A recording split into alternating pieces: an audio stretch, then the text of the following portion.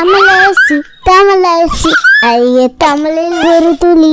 குழந்தைகளா, இந்த புத்திசாலியான காகம் எப்படி அதனுடைய பிரச்சனையை தீர்த்ததுன்னு தெரிஞ்சுக்கலாமா? ரொம்ப கடுமையான வெயில். காகம் வானத்துல பறந்துட்டு இருக்கு. அதுக்கு ரொம்ப தண்ணீர் தாகமா இருக்கு. எங்க தேடியும் அதற்கு தண்ணீரே கிடைக்கல. அப்ப ஒரு மரத்தின் கீழே ஒரு மண்குடம் ஒண்ணு பாக்குது. ஆஹா, இதுல கண்டிப்பா தண்ணீர் இருக்கும் அப்படின்னு சொல்லி ரொம்ப ஆசையா வேகமா பறந்து குடத்தை பாக்குது. அப்ப குடத்துல கொஞ்சம் தண்ணீர் தான் இருக்கு. அதனுடைய மூக்கால, அதாவது அதனுடைய அழகால தண்ணீரை எட்ட முயற்சி பண்ணுச்சு. ஆனா அதனால எட்டவே முடியல. இப்ப என்ன பண்ணலாம் அப்படின்னு காகம் யோசனை பண்ணுச்சு. அப்ப காகத்துக்கு ஒரு நல்ல யோசனை ஒண்ணு வந்தது. குடத்தை சுற்றி நிறைய கற்கள் இருந்தது. அத ஒண்ணு ஒண்ணா எடுத்து குடத்துக்குள்ள போட்டுச்சு. அதுக்கப்புறமா அந்த தண்ணீர் கொஞ்சம் கொஞ்சமா மேல வர ஆரம்பிச்சது. காகமும் ரொம்ப மகிழ்ச்சியா அந்த தண்ணீரை குடிச்சிட்டு மீண்டும் பறக்க ஆரம்பிச்சிடுச்சு. குழந்தைகளா, இந்த கதையின் மூலமா நாம தெரிந்து கொள்ள வேண்டிய முக்கியமான பாடம் என்ன? எந்த பிரச்சனை வந்தாலும் புத்திசாலித்தனமா நம்ம யோசிச்சோம் அப்படின்னா அதுல நம்ம வெற்றி அடைய முடியும் அப்படிங்கிறது தான் இந்த கதையின் மூலமா நாம தெரிந்து கொள்ள வேண்டிய முக்கியமான பாடம். வணக்கம் ஃப்ரெண்ட்ஸ், நம்ம குழந்தைகளுக்கு தேவையான board books, flash card, picture book, rhymes book, colouring book, origami book, activity book, text book, writing book எல்லாமே தமிழரசி.org வெப்சைட்ல இருக்கு. நீங்க லாகின் பண்ணுங்க, ரிஜிஸ்டர் பண்ணுங்க. உங்க குழந்தைகளுக்கு தேவையான புத்தகத்தை வீட்ல இருந்தபடியே ஆர்டர் பண்ணுங்க. உங்களுடைய ஆதரவுக்கு மிக்க நன்றி. வாங்க நம்ம இப்ப வீடியோக்குள்ள போகலாம். இந்த சின்ன எலி ஒரு பெரிய சிங்கத்தை காப்பாத்திடுச்சு. எப்படி தெரியுமா? ஒரு நாள் நல்லா தூங்கிட்டு இருந்த சிங்கத்தின் மேல ஒரு சின்ன எலி ஓடி விளையாடிட்டு இருந்தது. இதனால சிங்கத்துக்கு முழிப்பு தட்டிடுச்சு. எலிய கோபத்தோட பிடிச்சது. எலி கெஞ்சி கேட்டுச்சு, என்ன விட்டுருங்க, ஒரு நாள் நான் உங்களுக்கு உதவி செய்வேன் அப்படின்னு சொல்லுச்சு. இத கேட்டதும் சிங்கத்துக்கு சிரிப்பு வந்துடுச்சு. இந்த சின்ன எலி நமக்கு உதவி செய்யுமா, சரி போ அப்படின்னு விட்டுடுச்சு. கொஞ்ச நாள் கழிச்சு வேட்டைக்காரன் விரிச்ச வலையில சிங்கம் மாட்டிக்கொண்டது. காடே அதிர்ற மாதிரி சிங்கம் கர்ஜனை பண்ணுச்சு. அந்த சத்தத்தை கேட்டு எலி அங்க வந்து அந்த கயிற்றை கடிச்சு சிங்கத்தை காப்பாத்திடுச்சு. சிங்கம் எலிக்கு நன்றி சொன்னது. நீதி என்ன அப்படின்னா, சின்னவங்க கூட பெரிய உதவிகள் செய்ய முடியும். உதவி செய்வதற்கு உருவம் தடையில்லை.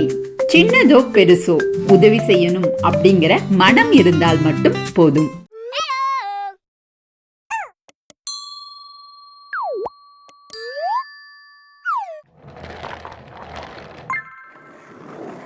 ஒரு அழகான காட்டுல ஒரு நரி ஒண்ணு இருந்ததாம். அந்த நரிக்கு ரொம்ப பசியா இருந்ததாம். காடு முழுவதும் தேடி அலைஞ்சதாம். ஆனா அதுக்கான உணவு கிடைக்கவே இல்லையா. அப்ப காட்டுக்கு பக்கத்துல ஒரு பெரிய திராட்சை தோட்டம் இருக்கிறத பாத்துச்சான். அத பார்த்த உடனே திராட்சை தோட்டத்துக்குள்ள ஆசையா போச்சான். அப்ப அந்த திராட்சை கொத்துக்கள் எல்லாமே ரொம்ப உயரமா இருந்ததாம். உடனே நரி தாவி பாத்துச்சான். அதுக்கு எட்டவே இல்லையா. மறுபடியும் முயற்சி பண்ணிச்சான். அப்பவும் எட்டவே இல்லையா.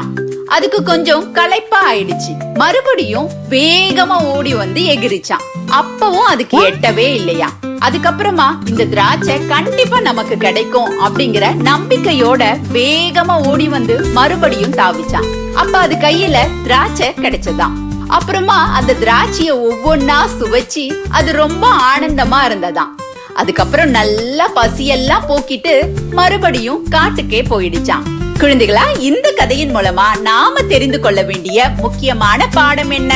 நம்முடைய இலக்கை அடையணும் அப்படின்னா அதன் மீது நமக்கு நம்பிக்கை இருக்கணும், விடாமுயற்சியும் இருக்கணும். இது இரண்டும் இருந்தது அப்படின்னா கண்டிப்பா அந்த இலக்கை அடைய முடியும்.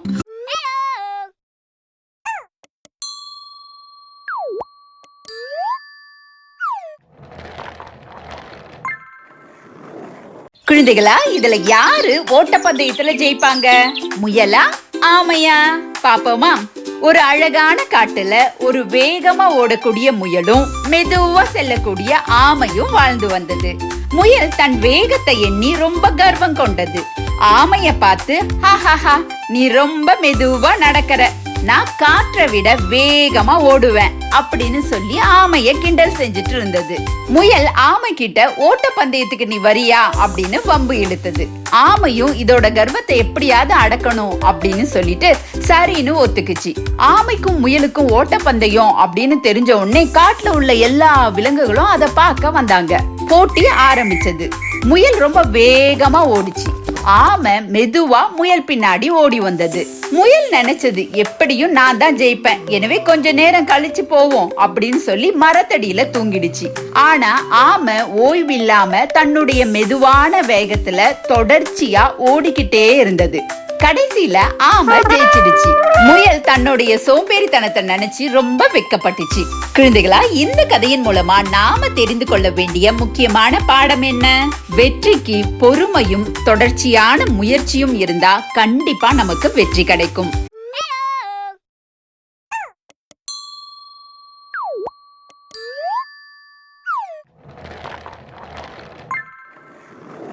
குழந்தைகளா, இன்னைக்கு நீங்க கடினமா உழைச்சா வருங்காலத்துல சந்தோஷமா இருக்க முடியும். அது எப்படின்னு தெரிஞ்சுக்கலாமா? ஒரு அழகான காட்டுல ஒரு எறும்பு ஒண்ணு இருந்தது. அது எப்போதுமே சுறுசுறுப்பா இருக்கும். குளிர்காலத்துக்கு தேவையான உணவை சேகரிச்சு கொண்டே இருக்கும். அதே காட்டுல ஒரு வெட்டுக்கிளி ஒண்ணு இருந்தது. அது எப்போதுமே சந்தோஷமா ஆடி பாடி விளையாடிக்கிட்டே இருக்கும். வெட்டுக்கிளி எறும்ப பார்த்து சிரிச்சது. ஏன் எப்போதுமே இப்படி கடினமா உழைச்சுக்கிட்டே இருக்க? என்னோட சேர்ந்து நீயும் விளையாடலாமே அப்படின்னு கேட்டுச்சு. அதுக்கு எறும்பு சொல்லிச்சு, நான் இப்ப வேலை செய்யறேன். குளிர்காலத்துல நான் சந்தோஷமா இருப்பேன், ஏன்னா என்கிட்ட நிறைய உணவுகள் இருக்கும் அப்படின்னு சொல்லிச்சு. சரி போ, நான் விளையாடுறேன் அப்படின்னு சொல்லிட்டு வெட்டுக்கிளி விளையாடிட்டே இருந்தது. சீக்கிரமாவே குளிர்காலமும் வந்தது. பனி வந்து எல்லா இடத்தையும் மூடிடுச்சு. எந்த உணவுகளும் கிடைக்கல. எறும்பு அது சேகரித்த உணவுகளை சாப்பிட்டு ரொம்ப சந்தோஷமா இருந்தது. ஆனா வெட்டுக்கிளிக்கு உணவு எதுவும் கிடைக்காம உணவை தேடி அலைஞ்சிட்டே இருந்தது. அதுக்கப்புறமா எறும்போட வீட்டுக்கு போய் கதவை தட்டி கெஞ்சிச்சு, எனக்கு கொஞ்சம் சாப்பாடு கொடு அப்படின்னு சொல்லிட்டு. எறும்பும் வெட்டுக்கிளிக்கு கொஞ்சம் சாப்பாடு தந்துச்சு. அதுக்கப்புறமா வெட்டுக்கிளி குளிர்காலத்துக்கு தேவையான உணவை கோடை காலத்திலே சேகரிக்க ஆரம்பிச்சது. குழந்தைகளா, இந்த கதையின் மூலமா நாம தெரிந்து கொள்ள வேண்டிய முக்கியமான பாடம் என்ன? வரும் முன் காப்பதே சிறந்தது. அடுத்த நல்ல கதையில நான் உங்களை சந்திக்கிறேன். நன்றி.